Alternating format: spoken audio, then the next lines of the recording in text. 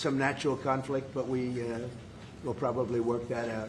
But we've had a very strong relationship, and your hosting of the various countries that showed up, that was a beautiful job you did, and I appreciate it very much.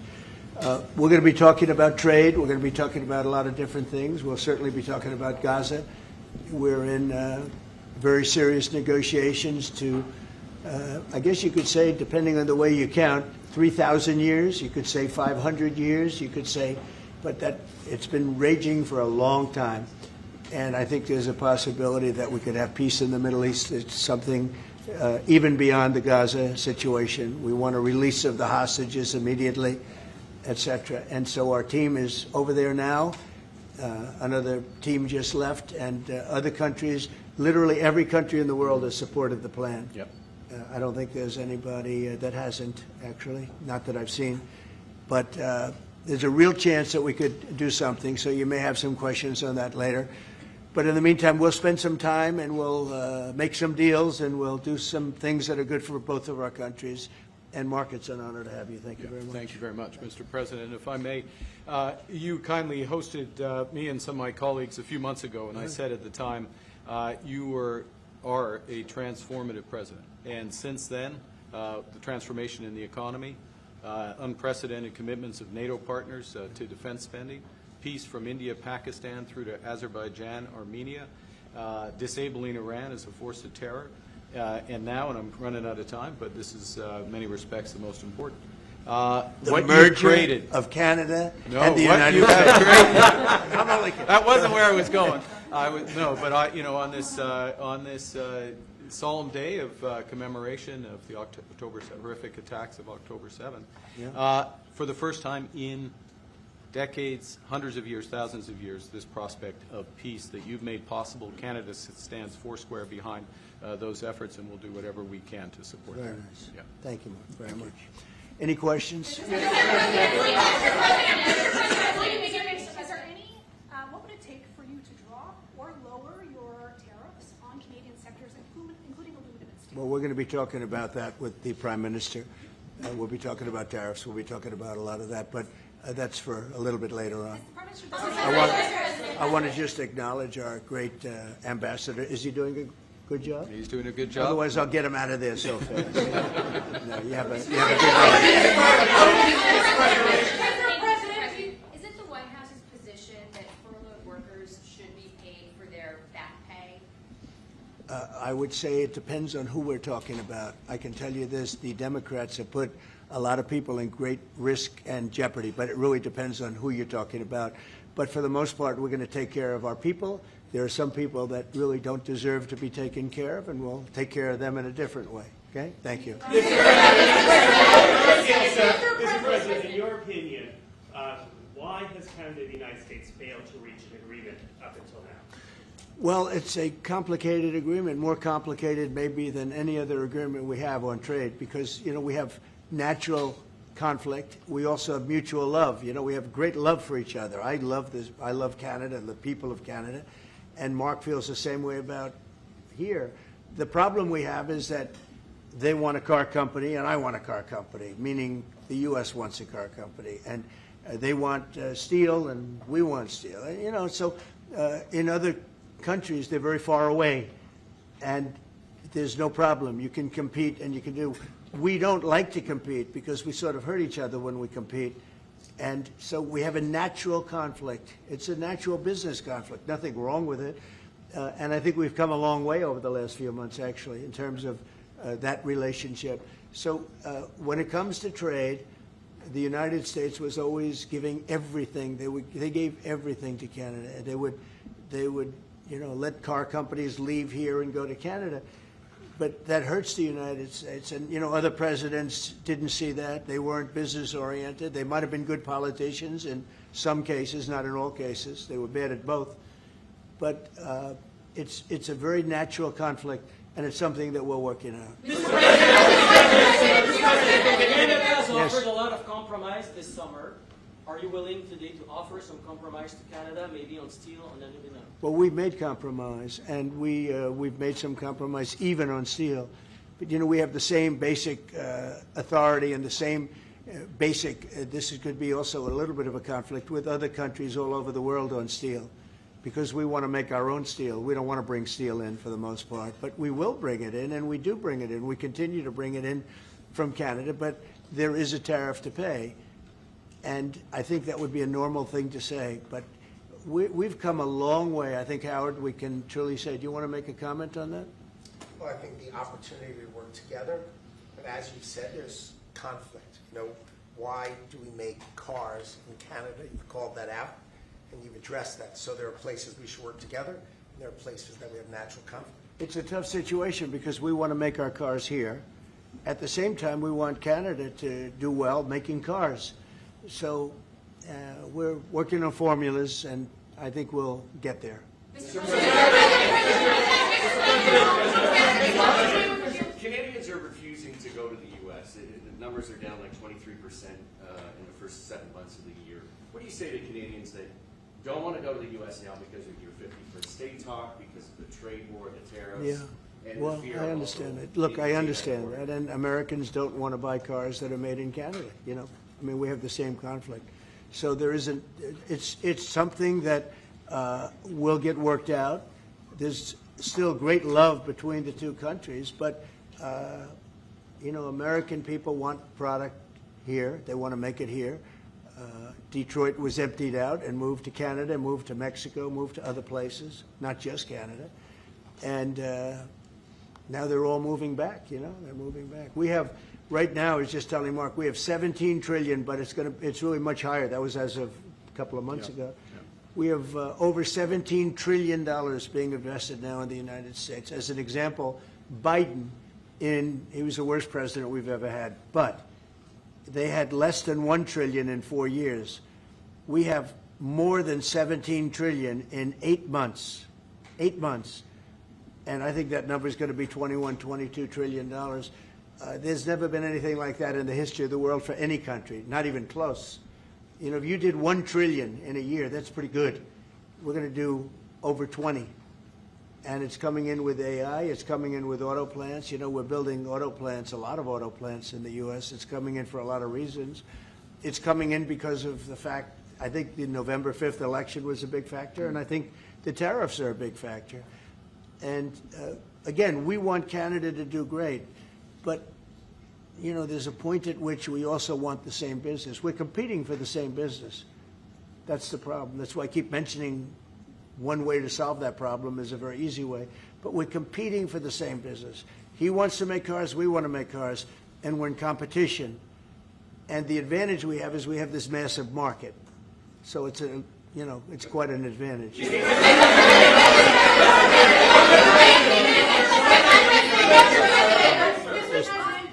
President, can we talk about Portland for a second? Are you planning to invoke the Insurrection Act? And that would be, a very long-standing law that's been on the books. Yeah, well, it's been invoked before, as you know. If you look at Chicago, Chicago's a great city where there's a lot of crime. And if the governor can't do the job, we'll do the job. It's all very simple. They probably had 50 murders in Chicago over the last 5, 6, 7 months. Many people were shot. And then the governor gets up and he says, well, we can handle it. They can't handle it. They don't know what they're doing. The mayor is grossly incompetent. He's at a 4% approval rating in Chicago. He's at a 4%, lowest approval rating, lower than even de Blasio had, which is hard to believe in New York. I thought de Blasio would always maintain that record, but the Chicago guy is even lower. So I think that we want safe cities. If you look at D.C., you would right now, Mark, you could go out, take your family out to dinner, you could walk right down the middle of the street. There is no crime in D.C. When I got here, this place was a raging hellhole where people would come from Canada, people would come from other places and end up getting shot. Nobody's being shot. The National Guard's been unbelievable. I mean, they are strong, tough guys. You know, we won something at the Supreme Court, which is a big deal, merit. Everything now in this country is merit-based. I didn't think I'd ever see it again. And we have our soldiers are merit-based, too, and they're central casting. And they walk through that town, and I'll tell you what, this place is safe. It's beautiful. Now we're in Memphis, and the same thing's happening. You're getting the reports. The bad guys are saying, we don't want anything to do with this. And we're removing many people. In D.C., we took out 1,700 career criminals and sent them back to the countries from which they came, mostly led out by Biden and his people that had an open border policy. And, you know, Canada, you suffered because of that, too, because they'd come here and they'd go into Canada also. So we're like a buffer for that in terms of Canada suffered greatly by Biden and the open border, the policy of open border, totally unchecked, totally unvetted. And these people were, you know, if you got 5%, 2%, now you were getting a lot of bad people. And we now have a closed border. You've done well. Yep. We have a closed border, and it's a really closed border. In fact, for 4 months, I don't even know if this is possible, but the figures were released. 0 people were able to come into the United States from the southern border. 0. And as you know, we've taken a very hard stand on drugs. This is also benefiting you. A lot of we call them the water drugs, the drugs that come in through water. They're not coming. There are no boats anymore. Frankly, there are no fishing boats. There's no boats out there, period. If you want to know the truth, we're saying, does anybody go fishing anymore? The fact is, we knocked out, probably saved at least 100,000 lives, American lives, Canadian lives, by taking out all those boats coming in. So it's, and now they don't come in that way anymore. Now they'll come in other ways, and we're not going to allow that either. So we've done a great job on that. But on crime, Chicago's a great city, but you can't be a great city if you have murders and if you have a lot of problems, and they do. And they have an incompetent policy, just like they had open border policy. Anybody could come in. They came in from prisons. They came in from mental institutions, drug dealers. They came in from all over the place, and we don't have that anymore. This country is becoming we're a very strong country. Look, financially speaking, I would say that because of the tariffs, because of the election, because of the policy, because of the great, big, beautiful deal, it's what I added the word great because it really is. It's the biggest bill ever passed in the history of our country. We don't need another bill. It's the biggest tax cuts, I mean, when you think no tax on tips, no tax on Social Security, no tax on overtime for the people. But far beyond that, what it does is incentivizes auto plants and AI and all of the things that nobody's ever passed a bill like it. We don't need another bill. We don't need any more bills. I said, let's get it all at once. I was greatly helped by our Speaker, Mike Johnson, and by the Senate. I'll tell you what, John Thune's been, both of those guys have been incredible. And we got a bill passed that I said, let's see if we can get it all done. Because these Democrats are like insurrectionists, okay? They're so bad for our country. Their policy is so bad for our country. I said, let's see if we can get it all done, and everybody said it's not doable. Because it's the biggest bill ever passed in the history of our country.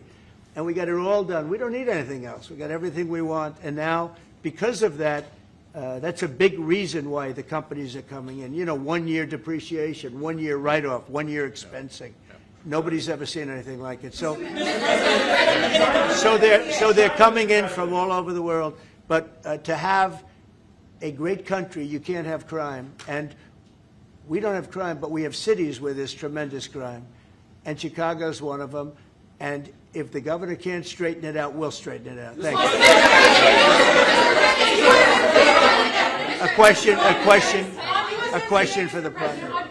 Mr. Prime Minister, I'd like to know how come the UK and the European Union have succeeded to sign deals and bring the tariffs down, and Canada still hasn't been able to do the same? Yeah, because they're not located right next to each other. It makes it, in many cases, it's much better and easier. But yeah, and if I may, let's be clear about the relationship as it stands right now.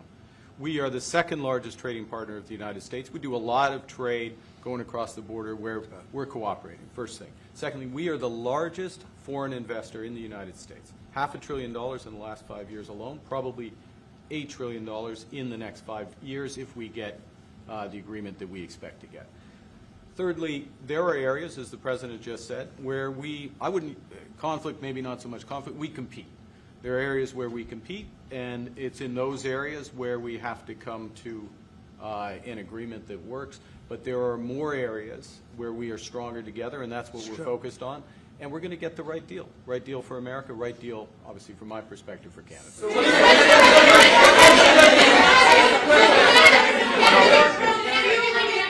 Including one thing that, wait a minute, easy, wait.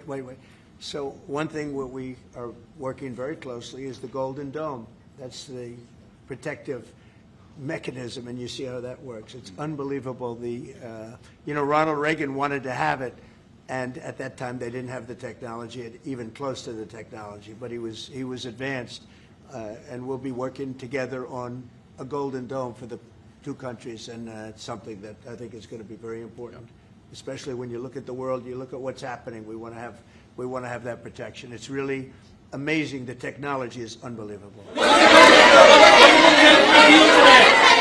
President, why do you say some federal workers should not get their back pay? Why do you say some? Well, you're going to have to figure that out, okay? Ask the Democrats that question. Mr. President, Go ahead. Mr. President, just to follow up there, I mean, the law says that when the government is reopened, that workers will receive their back pay. So are you going to define the law there, or what do you? I follow the law, and what the law says is correct, and I follow the law. I always. Mr.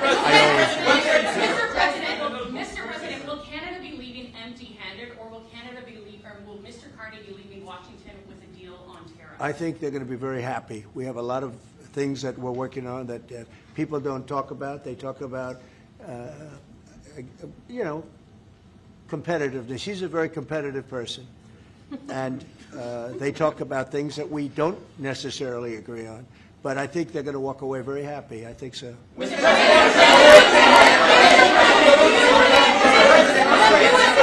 President, on all your trade deals that you've signed, there's been a minimum tariff that countries have got.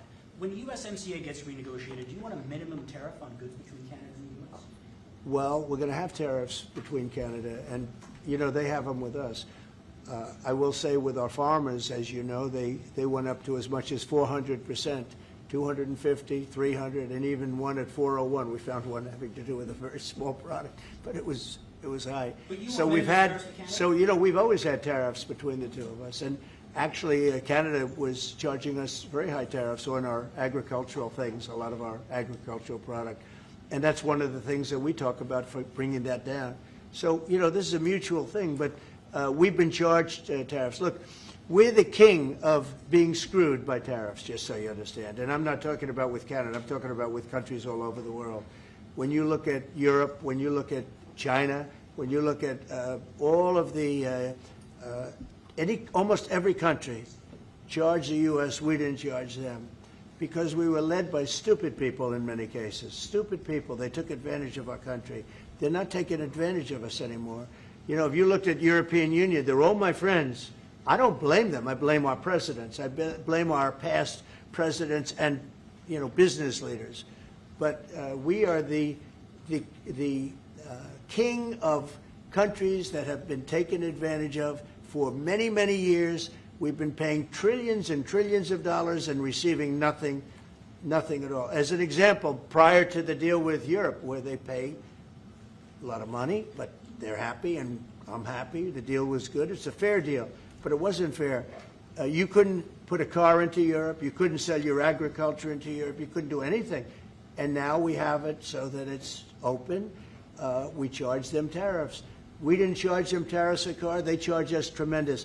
I said to Angela Merkel once, I said, how many cars have gone to Germany from the United States? And she said, well, I don't believe any. And I said, you're right. You're right. Well, that doesn't happen anymore. And they're paying a fair amount. It's just a fair amount. It's not, I could ask for much more. It's a fair amount. But the United States now is using the same thing that they've used on us. And I just can't believe it's taken presidents so long to do this. And again, we're going to treat people fairly. We're going to especially treat Canada fairly. But I can't believe it's taken so long where we get charged and don't charge them. Japan was a good example. We made a deal with Japan. You saw that, Mark? A deal with Japan. It's a much different deal than we've had in the past. But they would send us millions of cars, no charge. We weren't allowed to send them cars. We sent them no cars. I doubt you had one car go into Gibraltar because we were restricted. They didn't want our cars. Same thing with Europe, same thing with other places. So now all we do now is fairness, but fairness leads us to the most successful country there's ever been. You know, we have some advantages over other countries, and we do have a great market. We have an amazing market. But you know what? If I let this go, if we didn't win this election, if we had these people that were running, that were ruining our country, destroying our country with their open borders and men playing in women's sports and transgender from everybody and windmills all over the place, if we allowed that to go on for another couple of years, we would be, I'm not sure that we'd even have a country.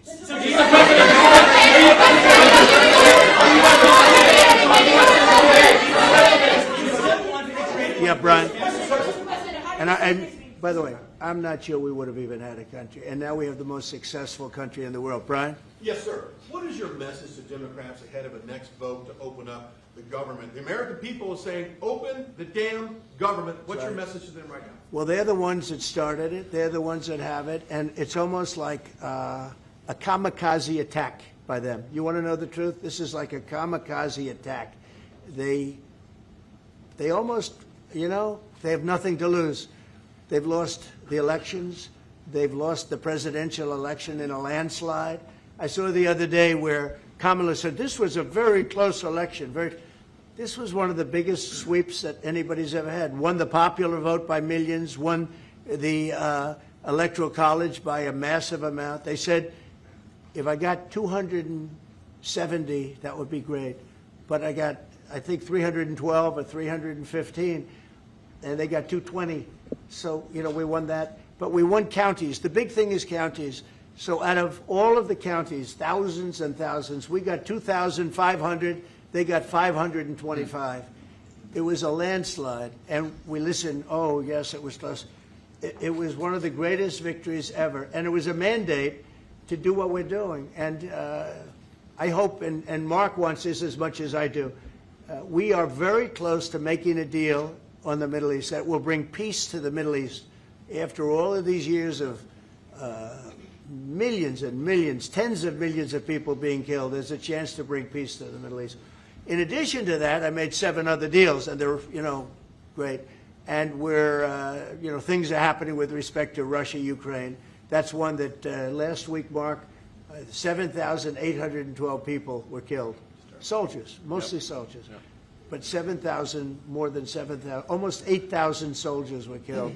It's a crazy thing. I thought that would have been one of the easy ones. I get along very well with Putin, and I thought that would have been, I'm very disappointed in him because I thought this would have been an easy one to settle, but it's turned out to be maybe tougher than the Middle East. We'll see what happens with the Middle East. The Middle East. I think.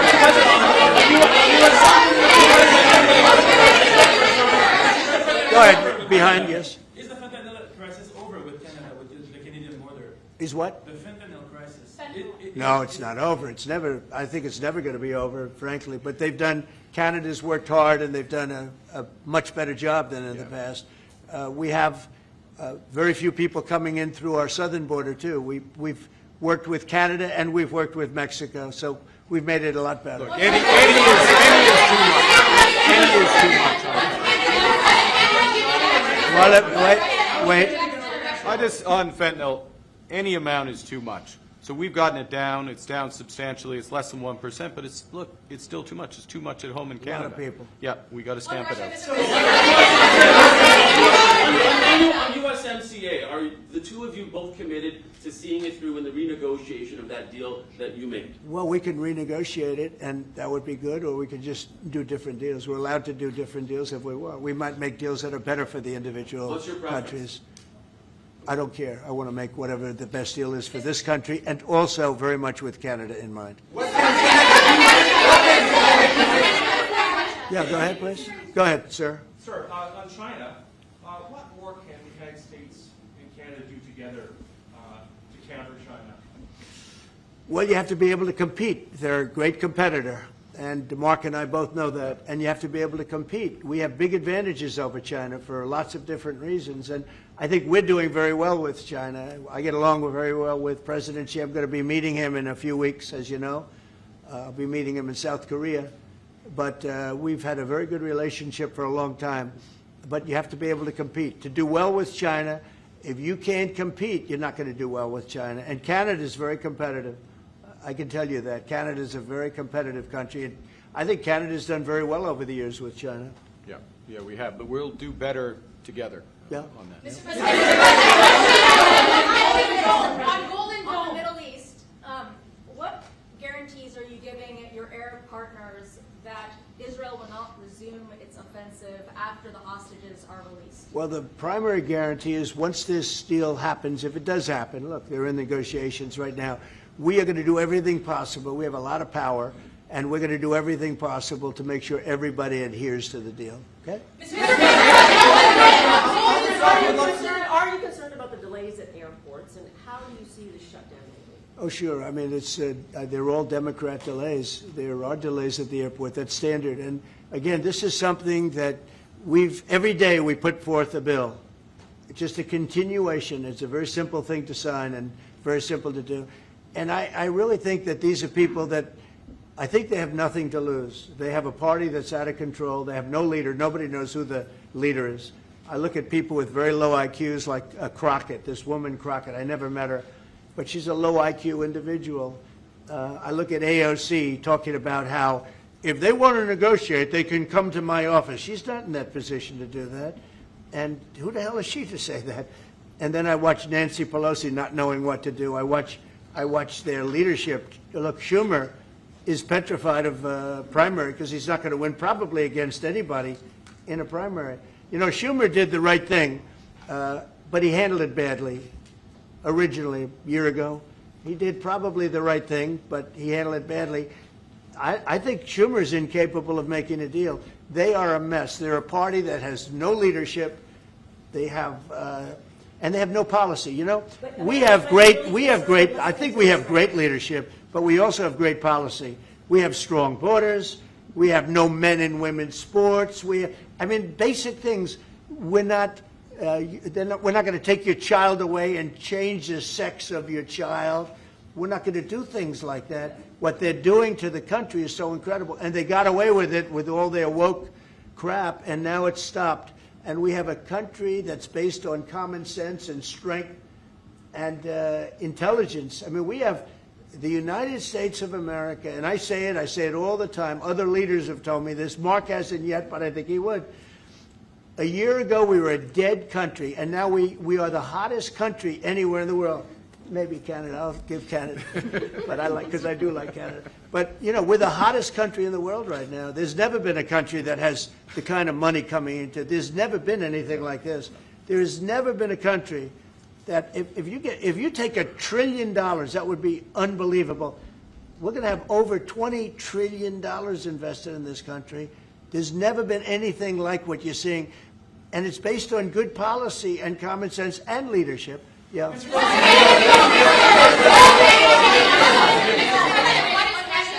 President, what is Canada giving you in return? If you say Mr. Carney is going to be leaving Washington happy, what's Canada giving you in return? Well, you'll find out, but I think the people of Canada, they will love us again. Most of them still do. If you say only 25%, I assume a lot of them, I think they love us.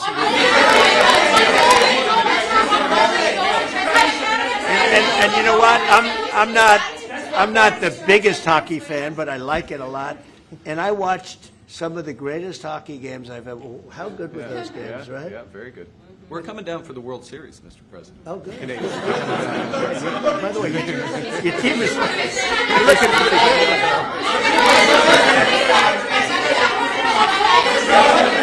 Mr. President, will you sign a trade deal with Canada that doesn't include supply managed goods like dairy, for example? The federal government. Well, a deal would include dairy. I mean, it's going to include everything. We'll do a comprehensive. Have you identified programs to eliminate under this shutdown? Oh, sure. Which ones? We have a lot. I'm not going to tell you, but we'll be announcing it pretty soon. But we have a lot of things that we're going to eliminate and permanently eliminate. You know, one of the things that we have is some advantage, you could say, but because of the shutdown, which I think they made a big mistake, we're able to take out billions and billions of dollars of waste, fraud, and abuse, and they've handed it, you know, on a silver platter. And you know Russell Vogt, he's a serious person, very serious person, and he's sitting there and he's getting ready to cut things. And this is something that was handed to us by, I assume, Schumer. I just don't know if Schumer has any power anymore. I look at your leadership, I don't know who to speak to. I'll tell you what, I'm getting calls from Democrats wanting to meet. I never even heard their names before, and they're claiming to be leaders. The Democrats have no leader.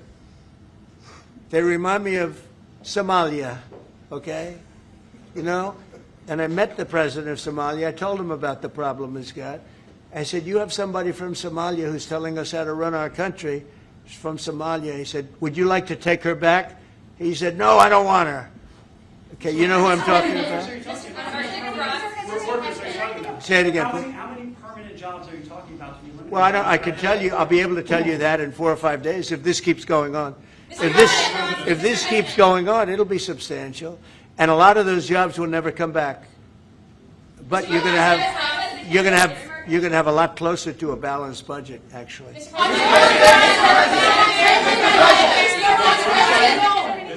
anything the Prime Minister has done that's making it more difficult to reach a deal?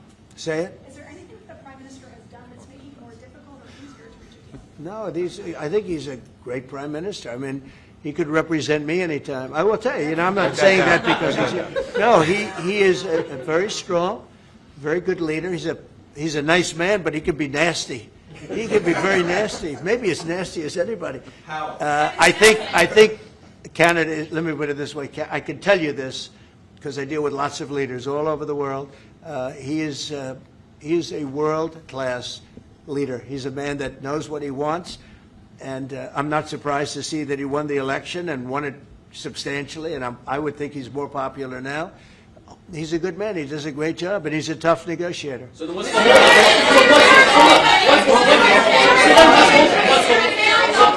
then what's holding things up? If he's a great man and you want to do a deal with Canada, why aren't you?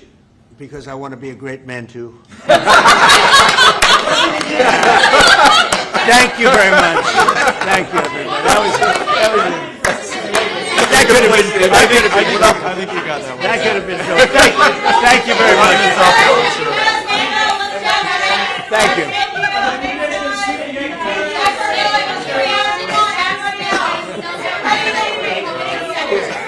Thank you very much. Hard to finish on a better note. That was always a strong.